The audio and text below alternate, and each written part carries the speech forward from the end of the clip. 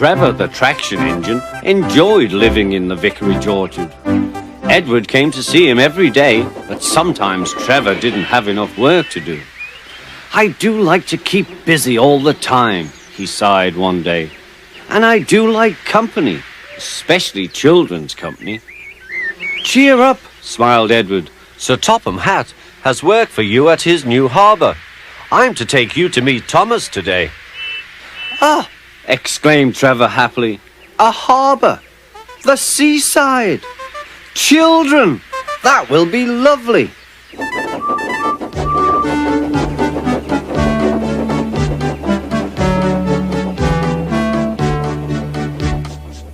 Thomas was on his way to the harbour with a trainload of metal pilings. They were needed to make the harbour wall firm and safe. "Hello, Thomas," said Edward. "This is Trevor, a friend of mine. He's a traction engine." Thomas eyed the newcomer doubtfully. "A what engine?" he asked. "A traction engine," explained Trevor. "I run on roads instead of rails. Can you take me to the harbour, please? Sir Topham Hatt has a job for me."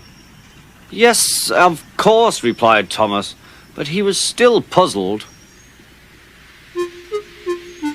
Workmen coupled Trevor's car to Thomas's train, and soon they were ready to start their journey.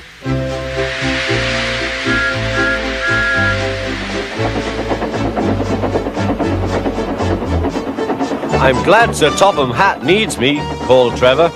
"I don't have enough to do sometimes, you know, although I can work anywhere, in orchards, on farms, in scrapyards, even at harbours." "But you don't run on rails," puffed Thomas. "I'm a traction engine. I don't need rails to be useful," replied Trevor. "You wait and see." When they reached the harbour, they found everything in confusion. Cars had been derailed, blocking the line, and stone slabs lay everywhere.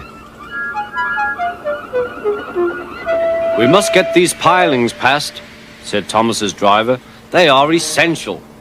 Trevor, we need you to drag them round this mess." "Just the sort of job I like," replied Trevor. "Now you'll see, Thomas. I'll soon show you what traction engines can do." Trevor was as good as his word. He dragged the pilings clear with chains and towed them into position. "Who needs rails?" he muttered cheerfully to himself.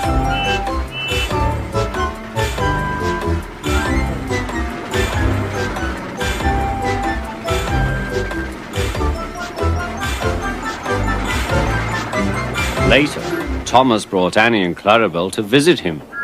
Thomas was most impressed. "Now I understand how useful a traction engine can be." The coaches were full of children. Trevor gave them rides along the harbour. He liked this best of all.